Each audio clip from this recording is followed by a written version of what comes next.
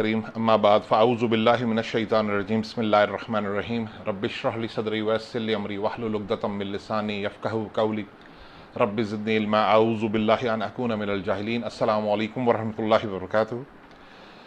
सामीन, जैसा कि आपको मालूम है कि आजकल जो वबा फैली हुई है उसकी वजह से लॉकडाउन की वजह से मसाजिद भी तकरीबन बंद ही हैं और तरावियों की भी जो इजाज़त दी गई है वो भी मशरूत तरीके से है। और जिस तरह पिछले रमज़ानुल मुबारक में दौरा तर्जुमा कुरान हुआ करते थे और ख़ुलासा मज़ामीन कुरान मजीद के हुआ करते थे वो नहीं हो रहे, तो लिहाजा इस रमज़ानुल मुबारक में हम लोगों ने ये फ़ैसला किया है कि हम कुरान मजीद ऑनलाइन रिकॉर्ड करवाएं, इसके कुछ दरूस को रिकॉर्ड कराएं। अब दरूस रिकॉर्ड कराने के भी दो तरीके थे। एक तरीका ये है कि हम दौरा तर्जुमा कुरान मुकम्मल रिकॉर्ड कराएं, लेकिन उसके लिए रोज़ाना 2 से 3 घंटे दरकार हैं। एक तरीका ये है कि हम कुरान मजीद में यकम रमज़ान से 30 रमज़ानुल मुबारक तक रोज़ाना की बुनियादों पर हम 30 मिनट का दर्स रिकॉर्ड करवाएं और ये तकरीबन 2:30 बजे रोज़ाना, यानी ज़ोहर की नमाज के बाद तकरीबन 1 घंटे के बाद 2:30 बजे के करीब लाइव 30 मिनट का एक दर्स हम रिकॉर्ड कराएं और ये मुंतखब निसाब की शक्ल में हो, यानी कुरान मजीद में से मुख्तलिफ वाक़यात हम उठाना शुरू करें। तो इस तरह ये होगा कि 30 रमज़ानुल मुबारक तक की जो दौरा तर्जुमा कुरान नहीं हो रहा, जिस तरह पिछले सालों में होता रहा है और ख़ुलासा मज़ामीन होते रहे हैं, वो नहीं हो रहे, तो कम अज़ कम कुछ प्यास बुझ जाएगी कुरान मजीद की कि हम इसमें से मुख्तलिफ मौज़ूआत चुन चुन के आपके सामने 30 रमज़ानुल मुबारक तक करवा देंगे। तो सबसे पहले जिस टॉपिक का इंतखाब किया गया है वो सूरह अल-फातिहा ही है, क्योंकि रमज़ानुल मुबारक में रोज़े के बाद जो अहम तरीन इबादत है वो नमाज है। लोग नमाज पढ़ते हैं, अगर मस्जिदों में जा नहीं सक रहे तो घरों में तरावियाँ पढ़ें, तरावी पढ़ें या फ़र्ज़ नमाज पढ़ें या नवाफिल पढ़ें, हर एक ने सूरह अल-फातिहा ज़रूर पढ़नी है। तो लिहाजा मैंने इस दर्स का आगाज़ सूरह अल-फातिहा से ही किया है कि हम जो सूरह अल-फातिहा रोज़ाना की बुनियादों पर पढ़ रहे हैं, कम अज़ कम हमें मालूम होना चाहिए कि हम सूरह अल-फातिहा में पढ़ते क्या हैं। तो बहरहाल मैं आगाज़ करूँगा सूरह अल-फातिहा से। अऊज़ु बिल्लाहि मिनश्शैतानिर्रजीम बिस्मिल्लाहिर्रहमानिर्रहीम अल्हम्दुलिल्लाहि रब्बिल आलमीन अर्रहमानिर्रहीम मालिकि यौमिद्दीन इय्याका नअबुदु व इय्याका नस्तईन इहदिनस सिरातल मुस्तक़ीम सिरातल लज़ीना अनअमता अलैहिम गैरिल मग़दूबि अलैहिम वलद्दालीन आमीन। सूरह अल-फातिहा। सूरह अल-फातिहा नाम से ज़ाहिर है अल-फातिहा इफ्तिताही सूरत, ये कुरान मजीद की इफ्तिताही सूरत है। इसका असलूब दुआया है, ये एक दुआ की शक्ल में अल्लाह ताला ने अपने बंदों को सिखा दी है। सूरह अल-फातिहा तरतीब के लिहाज से तो कुरान मजीद की नंबर पहली सूरत है, लेकिन अगर आप शान नज़ूल के लिहाज से देखें कि जब कुरान मजीद नाजिल हो रहा था तो आप सबको मालूम है कि पहली सूरत सूरह अलग थी, इक़रा बिस्मि रब्बिकल लज़ी खलक़। उसके बाद सूरह नून या सूरह कलम नाजिल हुई, फिर सूरह मुज़म्मिल, फिर सूरह मुदस्सिर और 5वें नंबर पर यह सूरह अल-फातिहा नाजिल हुई। लेकिन इसकी खूबी यह है कि इससे पहले जो 4 सूरतें नाजिल हुई थीं वो चंद आयात, यानी सूरह अलग की पहली 5 आयात नाजिल हुई। इसी तरह सूरह नून या कलम की भी चंद आयात नाजिल हुई, सूरह मुज़म्मिल, सूरह मुदस्सिर की भी चंद आयात नाजिल हुई। लेकिन 5वें नंबर पर जो सूरह अल-फातिहा नाजिल हुई वो मुकम्मल 7 आयात नाजिल हो गई। लिहाजा ये कुरान मजीद की पहली सूरत है जो मुकम्मल नाजिल हुई है और अल्लाह ताला ने इसको पहले नंबर पर भी रख दिया है। रखने की वजह मैंने आपको बताई है, इसका असलूब दुआया है। ये एक दुआ है जो अल्लाह ने अपने बंदों को सिखाई है। अब इस दुआ को हमने समझना है, क्योंकि ये दुआ अगर हमें समझ आ गई तो हमें अपनी नमाज की समझ आ जाएगी। बुनियादी तौर पर सूरह अल-फातिहा ये किस शख्स की दुआ है? ये उस शख्स की दुआ है कि जिसे अगर किताब और सुन्नत की तालीमात नहीं भी पहुँचती, ये बड़ा ज़रूरी जुमला है, जिस शख्स को किताब और सुन्नत की तालीमात नहीं भी पहुँचती वो फिर भी हक़ाइक़ तक چند حقائق تک پہنچ جاتا ہے، اور وہ بنیادی طور پہ دو حقائق ہیں۔ نمبر ایک، جب وہ اپنے ارد گرد دنیا میں دیکھتا ہے تو وہ ہر چیز میں ایک نظم و ضبط دیکھتا ہے۔ بارش کیسے ہو رہی ہے؟ ایک نظم کے تحت بارش ہو رہی ہے۔ نباتات کیسے اگ رہی ہیں؟ ایک نظم کے تحت اگ رہی ہیں۔ وہ ارد گرد تمام مخلوقات پہ نظر ڈالتا ہے تو اس میں ایک نظم و ضبط ہوتا ہے، تو اس کا دل فوراً پہچان جاتا ہے کہ یہ سب خود بخود نہیں ہو رہا، اس کا چلانے والا کوئی نہ کوئی موجود ہے، اس کا بنانے والا کوئی نہ کوئی موجود ہے، اس کو تخلیق کرنے والا کوئی نہ کوئی موجود ہے۔ ٹھیک ہے، تو بلا اختیار وہ بول پڑتا ہے کہ ان کا کوئی نہ کوئی مالک ہے، چاہے اس کو اللہ کا نام نہ بھی آتا ہو۔ وہ سمجھ جاتا ہے ان کا کوئی کریٹر ضرور موجود ہے، یہ چیزیں خود بخود نہیں چل رہی، چاہے وہ انسان ہو، چاہے وہ حیوان ہو، چاہے نباتات ہوں، ان کا کوئی نہ کوئی بنانے والا، ان کو تخلیق کرنے والا، ان کو پالنے والا، ان کی تدبیر کرنے والا کوئی نہ کوئی موجود ہے۔ اس حقیقت پہ انسان خود بخود پہنچ جاتا ہے۔ اس کو کہتے ہیں ایمان باللہ۔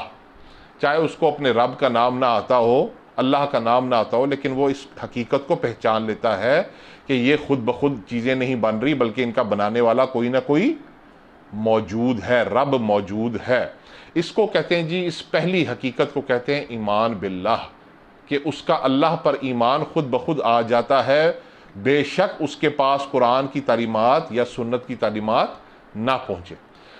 دوسری حقیقت اس پر کھلتی ہے کہ جب وہ انہی مخلوقات کی طرف دیکھتا ہے تو ہر ایک میں انصاف پاتا ہے۔ وہ دیکھتا ہے کہ چرند اور پرند جو ہیں وہ انصاف کے ساتھ چل رہے ہیں۔ اگر ایک پودا بھی اگتا ہے تو وہ انصاف کے ساتھ اگتا ہے، ٹھیک ہے، اس کو ہر چیز میں انصاف نظر آتا ہے، ٹھیک ہے نا۔ لیکن جب وہ انسانوں کی طرف دیکھتا ہے تو اس کو انصاف نظر نہیں آتا۔ مثلا ایک ظالم شخص ہے، وہ کسی غریب مظلوم شخص کو، ٹھیک ہے نا، اس کی جان، اس کی مال، اس کی عزت سے وہ کھیلتا ہے، اور کھیل کے وہ چلا جاتا ہے اور اس کو پوچھنے والا کوئی نہیں ہوتا، بلکہ الٹا اس کو باقی مخلوقات جو ہیں، باقی انسان جو ہیں، وہ سلام پیش کر رہے ہوتے ہیں، اس کی عزت کے گن گا رہے ہوتے ہیں، اور وہ اسی طرح زمین سے رخصت ہو جاتا ہے۔ تو جب ایسا شخص ایسے شخص کو دیکھتا ہے، ایسے ظالم شخص کو دیکھتا ہے، تو اس کے ذہن میں ایک سوال پیدا ہوتا ہے، جب باقی تمام مخلوقات انصاف پر قائم ہیں تو یہ شخص جو انسان ظالم انسان ہے، ٹھیک ہے نا، اس کو کیوں نہیں انصاف ملا؟ اس کو ظلم کا بدلہ ملنا چاہیے تھا ظلم کی شکل میں، اور اس مظلوم کو بھی انصاف کیوں نہیں ملا؟ ٹھیک ہے نا، اس کی حق تلفی ہوئی ہے اور وہ بیچارہ مر گیا ہے، بلکہ الٹا اس پر الزام لگ جائے گا، ٹھیک ہے، اور جب الزام لگ جائے گا تو وہ اسی طرح دنیا میں بے عزت ہو کے رخصت ہو جائے گا۔ اس کو انصاف کیوں نہیں ملا؟ باقی ساری مخلوقات جبکہ انصاف پہ قائم ہے۔ تو اس کا دل فوراً پکار اٹھتا ہے کہ اگر اس جہاں میں اس کو انصاف نہیں ملا تو ضرور کوئی نہ کوئی جہاں ہوگا جہاں اس مظلوم کو انصاف ملے گا اور اس ظالم شخص کو سزا ملے گی۔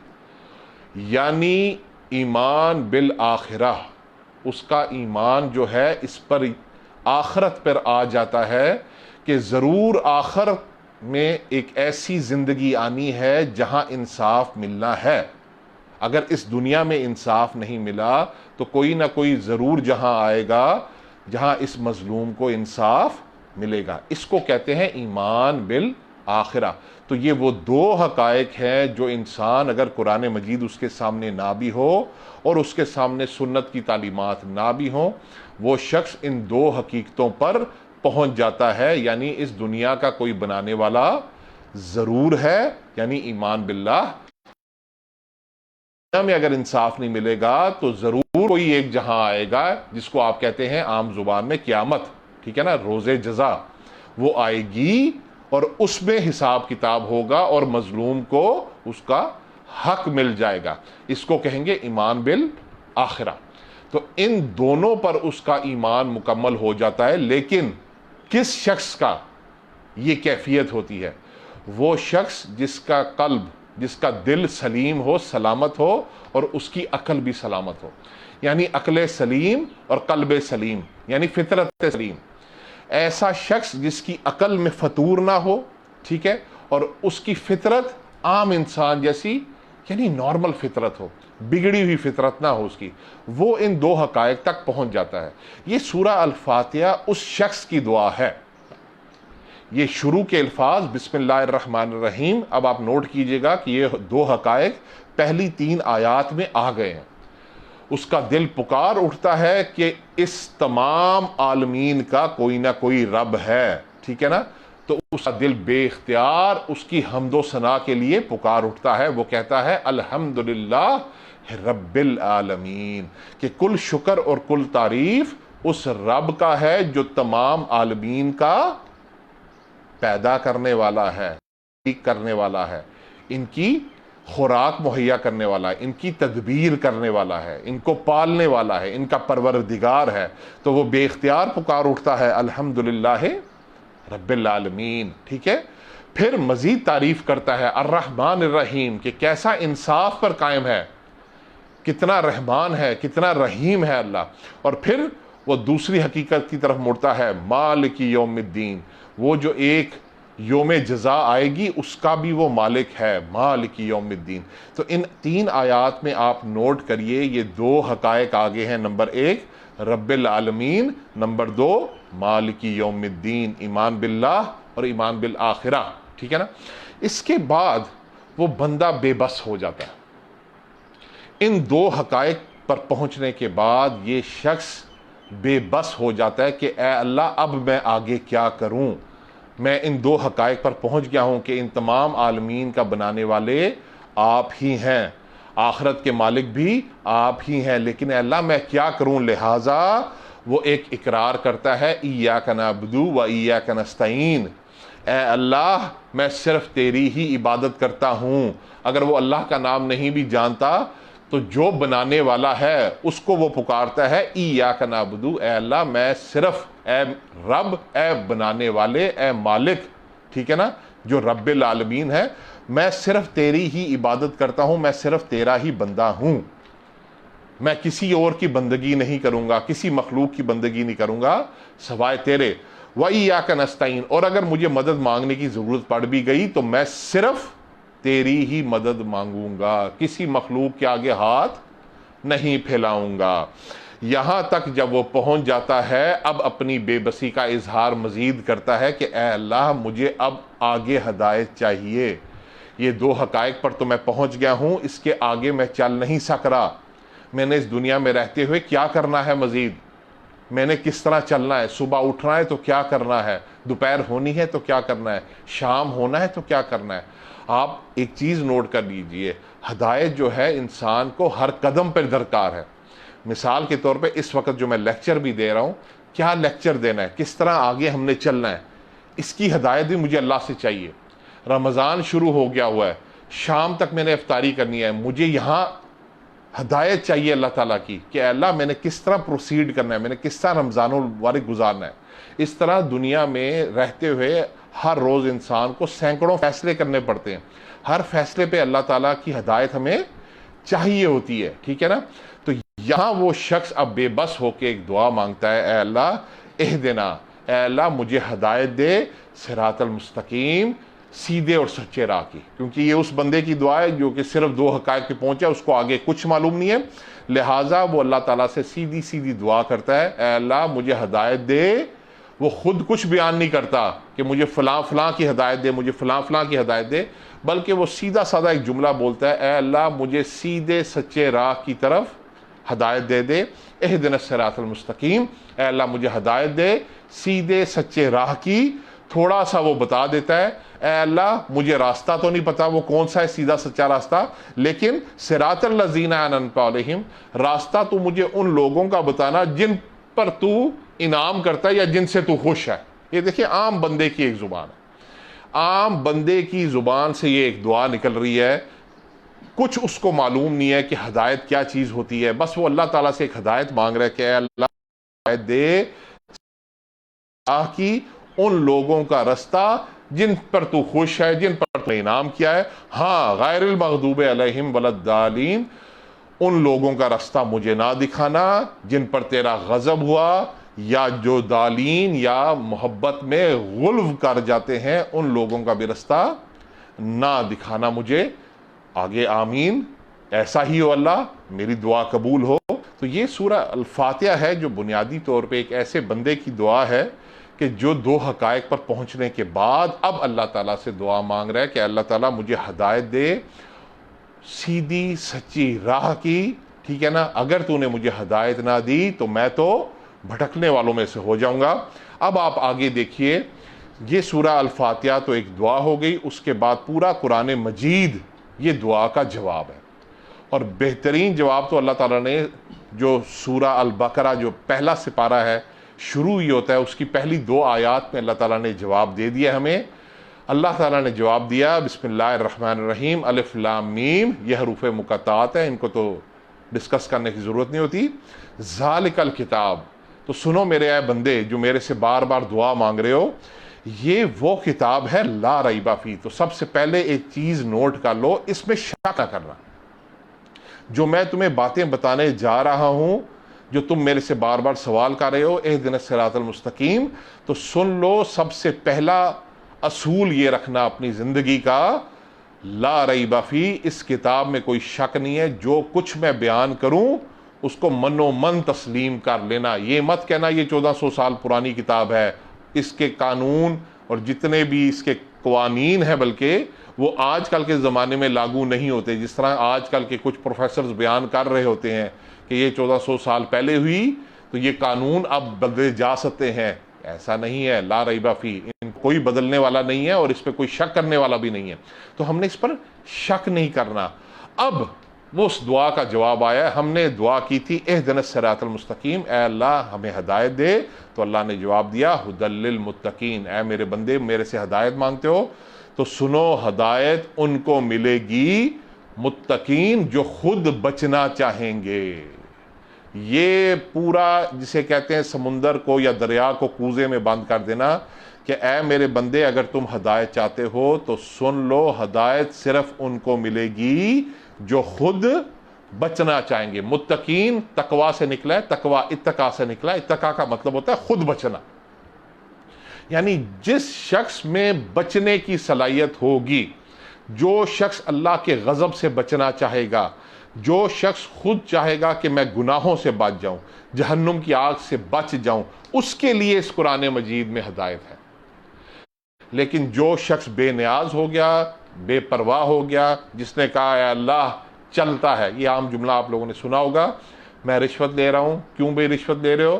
یار یہ چلتا ہے، سارے لوگ رشوت لے رہے ہیں لہٰذا میں بھی رشوت لے رہا ہوں. اس کا مطلب ہے وہ بچنا نہیں چاہ رہا. میں سود لے رہا ہوں اور بھائی چلتا ہے، سارے لوگ سود لے رہے ہیں لہٰذا وہ بچنا نہیں چاہ رہا. تو اللہ نے کہا ہے ھدی للمتقین، ہدایت اس کو ملے گی جو خود بچنا چاہے گا. تو جو بچنا چاہے گا اس کو میں صراط مستقیم پر لگا دوں گا. اب یہ ایسی بات نہیں ہے کہ ہم ہاتھ کھڑا کر لیں کہ اے اللہ میں بچنا چاہتا ہوں، میں بچنا چاہتا ہوں. اللہ نے کہا اگر تم بچنا چاہتے ہو تو سورہ البقرہ کی اگلی 3 آیات میں اللہ تعالیٰ نے بتا دیا ہمیں کہ اگر تم لوگ ان میں سے ہو جو خود بچنا چاہتے ہو تو اپنے اندر یہ 5 اوصاف پیدا کر کے دکھاؤ مجھے. اگر یہ 5 اوصاف پہلے پیدا کر لیے تم نے تو میں سمجھ جاؤں گا کہ تم بچنا چاہ رہے ہو. ورنہ بابا یہ ساری باتیں ہی ہیں کہ آپ کہیں کہ جی میں بچنا چاہ رہا ہوں، میں بچنا چاہ رہا ہوں، ایسی بات نہیں ہے. تو پہلا وصف کیا ہے؟ الذین یؤمنون بالغیب، وہ شخص سب سے پہلے ایمان بالغیب اس کو مکمل کرے گا. یعنی غائب پر ایمان، صرف اللہ پر ایمان نہیں لانا. جو اللہ اور اس کے رسول نے غائب کی باتیں بتا دی ہیں اس پر ہمارا ایمان ہونا چاہیے. ٹھیک ہے نا؟ یعنی آپ ایمان مفصل ہی دیکھ لیں اور اس میں اگر آپ نوٹ کریں تو آمنت باللہ و ملائکتہ و کتبہ، ٹھیک ہے نا، و رسولہ، آپ ان کو اگر نوٹ کریں تو یہ ساری غائب کی باتیں ہیں. کس طرح؟ آمنت باللہ، اللہ غائب میں ہے. و ملائکتہ، کسی نے فرشتوں کو نہیں دیکھا، ٹھیک ہے نا، یہ غائب کی باتیں ہیں. و کتبہ، قرآن مجید تو ہمارے سامنے ہے. کیا تورات، زبور اور انجیل ہمارے سامنے ہے؟ نہیں، لیکن ہمارا اس پر ایمان ہے کہ یہ کتابیں بھی اللہ کی تھیں۔ ابھی جو کتابیں ہیں وہ تحریف شدہ ہیں، بدلی ہوئی ہیں، وہ تورات، زبور اور انجیل نہیں ہے، ٹھیک ہے نا، لیکن اصل کتابیں یہ تھیں اور یہ اللہ کی طرف سے نازل ہوئی تھیں، ٹھیک ہے نا۔ اسی طرح جنت اور دوزخ کسی نے نہیں دیکھی، ایمان بالغیب میں آ جاتے ہیں۔ جنات ہمیں نظر نہیں آتے، غائب کی باتیں ہم اس پر ایمان لاتے ہیں۔ باتیں ہیں یاجوج اور ماجوج، قرآن مجید میں ایک قوم کا ذکر آیا کہ یہ نکلے گی، یہ غائب کی باتیں، ہم نے اس پر ایمان لانا ہے، لا ریب فیہ، اس میں کوئی شک نہیں ہے۔ تو الذین یؤمنون بالغیب، وہ لوگ جو سب سے پہلے غائب پر ایمان لاتے ہیں۔ اگر ہمارا غائب پر ایمان مکمل ہے تو ہم ان لوگوں میں سے ہیں جو اب بچنا شروع ہو گئے ہیں۔ ان کے اگلے دو وصف جو عملی وصف کہلاتے ہیں، وَيُقِيمُونَ الصَّلَاةَ وَمِمَّا رَزَقْنَاهُمْ يُنْفِقُونَ، وہ لوگ جو نماز قائم کرتے ہیں اور جو رزق ہم نے ان کو دیا ہے اس میں سے خرچ کرتے ہیں۔ یعنی ایمان بالغیب کے بعد اللہ تعالیٰ نے دو عملی وصف کہا ہے کہ اپنے اندر پیدا کر کے بتاؤ۔ نمبر ایک، نماز پنجگانہ قائم کر کے بتاؤ، ٹھیک ہے نا۔ اور یہاں قائم کا لفظ ہے، اور قائم کا مطلب ہے اس میں ہر چیز آ جائے گی، دل کی نیت سے لے کر اچھے طریقے سے وضو کرنا، پھر نماز کی حفاظت کرنا، اپنے اوقات کی حفاظت کرنا، باجماعت ادا کرنا، خشوع اور خضوع کے ساتھ ادا کرنا، ایسا ادا کرنا جیسے آپ اللہ کے سامنے کھڑے ہیں اور اللہ آپ کو دیکھ رہا ہے۔ اور اس کے بعد جو اگلی صفت ہے وہ ہے وَمِمَّا رَزَقْنَاهُمْ يُنْفِقُونَ، جو رزق ہم نے تمہیں دیا ہے، یعنی اللہ کہہ رہا ہے جو رزق بھی میں نے تمہیں دیا ہے، چاہے وہ مال کا رزق ہو، چاہے وہ ذہنی رزق ہو، چاہے جسمانی رزق ہو، اس میں سے لوگوں پر خرچ کرتے ہیں۔ یعنی نماز کا تعلق ہے اللہ کے ساتھ اور رزق خرچ کرنے کا تعلق ہے حقوق العباد کے ساتھ، یعنی یہ حقوق اللہ اور حقوق العباد اس پہ دونوں آ جاتے ہیں۔ نماز قائم کرو، اللہ کے ساتھ ربط پیدا کرو، لوگوں کے ساتھ ربط پیدا کرو۔ ان دو اوصاف کے بعد آگے اللہ فرما رہا ہے وَالَّذِينَ يُؤْمِنُونَ بِمَا أُنزِلَ إِلَيْكَ وَمَا أُنزِلَ مِن قَبْلِكَ، اور جو بھی تم پر اے نبی نازل کیا گیا ہے یعنی قرآن مجید، اس پر بھی ایمان لاتے ہیں، اور جو تم سے پہلے نازل کیا گیا ہے یعنی تورات، زبور اور انجیل اور جتنے بھی صحیفے ہیں ان پر بھی ان کا ایمان ہے۔ یہ چوتھی صفت ہوگی، اور آخری صفت پانچویں صفت ہے وَبِالْآخِرَةِ هُمْ يُوقِنُونَ، اور آخرت پر تو ان کا یقین ہے کہ ایک دن آئے گا کہ فردن فردن وہ اللہ کے سامنے کھڑے ہوں گے اور جواب دہ ہوں گے۔ یہ پانچ اوصاف ہیں جو اللہ تعالیٰ کہتا ہے اپنے اندر پیدا کرو۔ میں پھر دہرا دیتا ہوں، نمبر ایک ایمان بالغیب، نمبر دو نماز قائم کرنا، نمبر تین رزق جو اللہ نے دیا ہے اس میں سے خرچ کرنا، نمبر چار جو کتاب نازل ہوئی ہے یعنی قرآن مجید اور اس سے پہلے جو کتابیں نازل ہوئی تھیں تورات، زبور، انجیل اور جتنے بھی صحیفے ہیں ان پر بھی ایمان لانا، اور آخرت پر یقین رکھنا۔ یہ پانچ صفتیں اللہ تعالیٰ کہتا ہے پیدا کرو تو پھر میں تمہاری دعا سنوں گا، اہدنا الصراط المستقیم، تمہیں ہدایت ملے گی کیونکہ تم ان لوگوں میں سے آ جاؤ گے جو بچنا چاہ رہے ہیں۔ تو سامعین، آج کے لیے جو ہم نے درس چنا تھا وہ یہ سورہ الفاتحہ تھی کہ جس کا اسلوب دعائیہ تھا، اور اس کا یہ جواب، مختصر سا جواب۔ ویسے تو یہ قرآن مجید پورا جواب ہے، لیکن جن کو یہ پہلی 5 آیات سمجھ آ جاتی ہیں، بلکہ یہ تقریباً 4 آیات ہیں پہلی، جن کو یہ پہلی 4 آیات سمجھ آ جائیں تو آپ سمجھ لیں اس کو جواب مل جاتا ہے، ٹھیک ہے نا۔ بہرحال اب ہم نے اس طرح کرنا ہے، یہ یکم رمضان تھی الحمدللہ، دوسری رمضان سے لے کر تیسری رمضان تک اب ہم ترتیب سے نہیں چلیں گے کیونکہ ہم دورہ ترجمہ قرآن نہیں کروا سکتے، نہ خلاصہ مضامین کا اتنا وقت ہے۔ ہم کیا کریں گے، منتخب نصاب چنیں گے اس میں سے، یعنی پہلے سپارے میں سے جو اہم ٹاپکس ہیں، جو اہم باتیں ہیں، ہم ان کو چنیں گے، پھر اس طرح ہم دوسرے سپارے کی طرف جائیں گے، پھر تیسرے سپارے کی طرف، پھر چوتھے، پھر پانچویں، اور ضروری نہیں ہے ہر سپارہ اس میں کور ہو، جو اہم مقامات میں اہم باتیں آئی ہوئی ہیں اس مختصر سے دورانیہ میں وہ ہم آپ کے سامنے انشاءاللہ پیش کریں گے۔ سبحان ربک رب العزت عما یصفون والسلام علی المرسلین والحمد للہ رب العالمین۔